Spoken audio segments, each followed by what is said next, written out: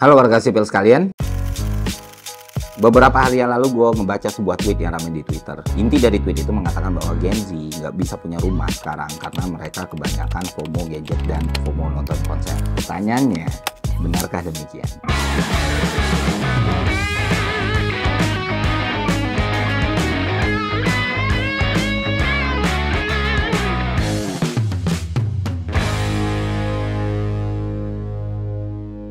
Kasihan Gen Z ini sebenarnya, apa-apa disalahin gitu. Mereka bahkan ketika mencoba menikmati hidup, mereka disalahkan atas sebuah masalah yang sebenarnya bukan mereka penyebabnya. Jadi ya kadang nggak adil juga sih main pukul rata kayak gitu. Ya lu bayangin lah, mereka nggak ada salah apa-apa tapi dianggap nggak bisa punya rumah karena mereka ngopi, mereka nonton konser, atau mereka FOMO gadget gitu. Menurut gua pernyataan seperti itu sangat-sangat mengkerdilkan akar dari masalah sebenarnya ya. Dan kalau kita coba hitung secara kasar gitu ya, anggaplah lu budget lu untuk nonton konser dan update gadget itu 20 juta per tahun. 20 juta per tahun. Sedangkan rumah, misalnya lu tinggal di Jakarta, untuk dapat rumah yang desain, katakanlah 700 juta. Misalnya lu nggak nonton konser, lu nggak ngopi, lu nggak FOMO gadget misalnya, semua anggaran lu 20 juta itu dialokasikan untuk rumah, lu butuh lebih dari 10 tahun cuman untuk DP rumahnya aja. Jadi ya tetap aja nggak ngaruh, tetap aja nggak sesimpel itu bilang mereka nggak bisa punya rumah karena lifestyle yang mereka jalani. Walaupun memang ada benarnya kita berusaha untuk mengontrol finansial kita ya. Cuman balik lagi yang kayak gue bilang, masalah rumah, masalah properti, masalah supply and demand itu nggak bisa disederhanakan cuma karena kopi,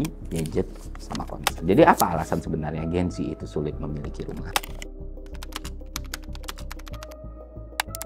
Ketika kita bicara soal properti, ini bukan cuma masalah di Indonesia ya, tapi ini juga menjadi masalah di beberapa negara yang lain. Ya, banyak negara yang juga mengalami masalah properti yang sama. Kenapa demikian? Karena ya kita tahu rumah itu kebutuhan primer gitu loh, yang emang harus dipenuhi, ya kan? Sementara harganya mau dinilai dari kenaikan pendapatan sama inflasi juga udah nggak masuk akal. Gue beli rumah tahun 2015 520 juta, dan ketika di 2023 rumah dengan ukuran sama pasarannya udah 1,2 M. Penghasilan sebesar apa yang bisa mengejar kenaikan harga sebegitu tingginya? Kenapa kenaikan harga ini bisa begitu tinggi? Ya balik lagi mekanisme pasar, supply and demand gitu loh. Karena ini kebutuhan primer dan harus dipenuhi, sementara tanah itu terbatas, sementara tempat itu terbatas, jadi ya selama demand-nya ada maka harganya tetap terkendali, nggak akan turun.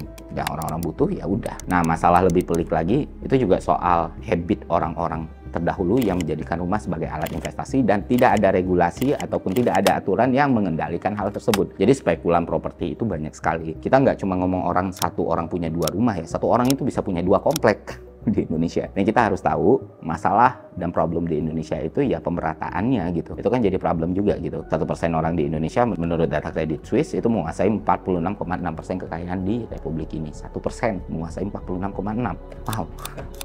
Maka dari itu ketika mereka yang punya rumah banyak ini nge-hold rumahnya, mereka nggak mengalami kerugian apapun dan urgensi apapun untuk menjual rumah itu di bawah harga yang udah mereka tetapkan. Kalaupun tidak terjual bisa diteruskan ke anak istrinya, ke cucu-cucunya dan lain sebagainya. Begitu juga anak istri dan cucu-cucunya gitu. Mereka udah kaya dari lahir, ketika mereka nggak nempati rumah itu ya mereka jual dengan harga yang menurut mereka wajar dan bisa dipenuhi. Dan ketika tidak ada pembeli ya udah mereka pakai karena rumah bisa digunakan untuk keturunannya yang lain. Sehingga tidak ada urgensi satupun yang membuat orang-orang yang berinvestasi pada properti ini harus menjual rumahnya di bawah harga yang mereka kehendaki. Inilah yang membuat harga rumah itu semakin melambung tinggi. Dan siapa yang menanggungnya? Kita.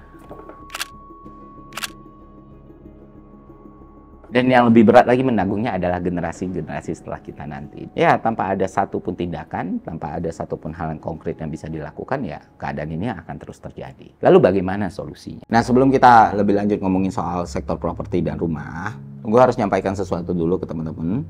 Di dalam situasi seperti ini, kita harus pintar-pintar mencari peluang. Yang mana peluang tersebut akhirnya bisa menghasilkan yang namanya passive income untuk kita. Dan salah satunya memanfaatkan perkembangan teknologi. Jadi dari perkembangan teknologi bisa menghadirkan yang namanya financial freedom untuk kita semua. Dan salah satu cara yang gue tahu jelas menggunakan aplikasi Nanovest. Nah, di Nanovest ini ada fitur terbaru yang bisa membuat lo mendapatkan keuntungan sampai dengan 5% net per tahunnya. Caranya gampang, gak usah kemana-mana. Lo cuma perlu duduk anteng sambil top up saldo ke wallet Nanovest dan biarkan cuan yang kemudian bekerja buat lo. Duit keuntungannya bisa dicairin kapanpun lo mau tanpa locking period dan gak ada minimum saldo. Dan jangan lupa daftar pakai kode dari gua. Nah, di aplikasi Nanovest ini lu bisa jual beli saham Amerika Serikat, kripto dan emas dengan modal cuma Rp5.000. Pastinya aman dan gampang banget digunain. dan tampilannya pun sangat easy to use dan user friendly. Dan gue juga merekomendasikan aplikasi ini karena sudah terlisensi oleh Bapeti dan dilindungi oleh asuransi Sinarmas, sehingga aset-aset lu aman dari serangan cybercrime. Jadi ya, do your own research, cek sosial media Nanovest di kolom deskripsi,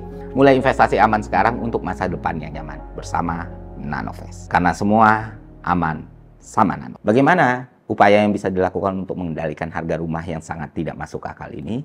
Ya, kita berharap kepada pemerintah kita, regulator kita. Karena mereka memang bisa melakukan intervensi pasar untuk mengendalikan harga di sektor properti ini. Banyak hal yang bisa dilakukan sebenarnya, agar kenaikannya tidak semakin liar seperti sekarang. Pertama, ya infrastruktur harus siap dong. Pemerataan itu harus terjadi. Kita nggak bisa cuma terpusat kepada kota-kota besar doang. Sekarang kita di Jakarta kepadatan penduduknya begitu tinggi ya. Banyak banget orang yang tinggal di Jakarta, atau di Surabaya, atau di Jogja, atau di Semarang. Ya kenapa mereka merantau dari daerah mereka ke Jakarta, termasuk gue? Ya karena opportunity cuma di sini. Nah, kalau pemerataan pembangunan ini bisa dilakukan di berbagai kota dan daerah di Indonesia yang menyediakan kesempatan yang sama, maka orang nggak harus pindah. Nah, berarti kan demand-nya turun nih. Berarti demand-nya turun, nanti supply-nya akan nyesuaiin. Jadi yang namanya infrastruktur dan pemerataan pembangunan itu menjadi sangat penting, apalagi kalau dikaitkan dengan harga properti. Jadi kalau pilihannya lebih banyak, orang misalnya di Sumatera nggak harus ke Jakarta untuk hidup, mereka bisa pilih daerah lain, kota lain yang bisa menjamin kehidupan mereka, atau di daerah lain juga seperti itu. Gue yakin ya harga properti yang tidak masuk akal di Jakarta itu bisa sedikit lebih dikendalikan. Nah, kedua, ya jelas pajak progresif untuk kepemilikan rumah lebih dari satu. Dan ini akan jadi game changer yang sangat luar biasa dengan plus dan minusnya ya. Yang sampai sekarang gue masih heran kenapa rumah itu nggak dikenakan pajak progresif. Ada, tapi ya aturannya itu kurang kuat gitu loh. Ya memang ada aturan pajak progresif untuk kepemilikan rumah kedua dan seterusnya, cuma dilakukan di tahun yang sama lah, dan cuma kena di BPHTB-nya lah, dan lain sebagainya. Nah ini kan harus dibenerin sehingga orang-orang mikir ketika mereka pengen punya rumah kedua, ada konsekuensi yang harus mereka tanggung. Dan itu konsekuensi yang besar dan berat gitu loh. Nah, ketika orang yang punya 10 rumah, rumahnya tidak ditempati, atau rumahnya tidak ditinggali, mereka harus menanggung beban pajak yang besar. Mau nggak mau mereka jual. Nah, disitulah harga bisa terkendalikan sebenarnya. Dan aturan ini udah diberlakukan di berbagai negara, Singapura misalnya, atau Kanada. Di Kanada, itu bahkan rumah yang kosong itu dipajakin lebih tinggi. Jadi orang nggak akan nimbun rumah nih. Kalau mereka berusaha punya rumah tapi nggak ditempati, ya itu akan menimbulkan kerugian buat mereka. Nah, di Indonesia nggak ada aturan seperti itu. Itulah yang membuat spekulan properti itu semakin senang untuk berbisnis di Indonesia. Dia bisa mengumpulkan, menimbun, menginvestasikan uangnya ke dalam sektor properti yang dia tahu akan sangat susah untuk turun. Jadi ya tanpa ada regulasi kayak pajak progresif ini, ya harga akan makin sulit dikendalikan. Terus pemerintah juga bisa melakukan intervensi pasar dengan menyediakan perumahan-perumahan terjangkau untuk semua kalangan, untuk masyarakat. Kalau balik lagi teori ekonomi dasar, supply and demand, selama supply-nya banyak ya harganya bisa lebih dikendalikan nih. Apalagi kalau udah ada bantuan dan insentif langsung dari pemerintah. Dan bantuan ini seharusnya bukan cuma tentang beban cicilan ya, tapi harga rumah itu sendiri. Jadi ketika pemerintah membuat sebuah perumahan rumah subsidi, ya harganya emang dari awal harus sudah bisa dijangkau oleh masyarakat. Cina ataupun Singapura dengan konsep yang berbeda, dengan bentuk yang berbeda dan format yang berbeda juga melakukan hal yang sama buktinya. Pemerintah bisa mengembangkan kebijakan yang mendukung pembangunan rumah terjangkau. Ini bisa termasuk rumah subsidi untuk pembelian rumah pertama, insentif untuk pengembangan yang membangun rumah terjangkau, dan penggunaan lahan pemerintah untuk proyek perumahan. Dan hal lain yang bisa dilakukan pemerintah adalah ya program bantuan sewa misalnya. Jadi untuk warga berpenghasilan rendah, pemerintah bisa menyediakan bantuan sewa atau subsidi untuk membantu mereka mengakses perumahan yang lebih layak. Dan pendekatan ini harus dilakukan secara terintegrasi dan berkelanjutan supaya keadaannya bisa berubah. Jadi ya kesulitan untuk mencapai properti itu bukan cuma masalah kopi, gadget atau konser doang. Jadi kompleks banget. Dan itu yang harus kita pahami gitu. Kita bicara soal behavior, kita bicara soal demografi yang terus bertambah, kita bicara soal kebiasaan yang terus berubah, dan kita bicara soal tanah yang tidak bertambah luas. Nah itu aja.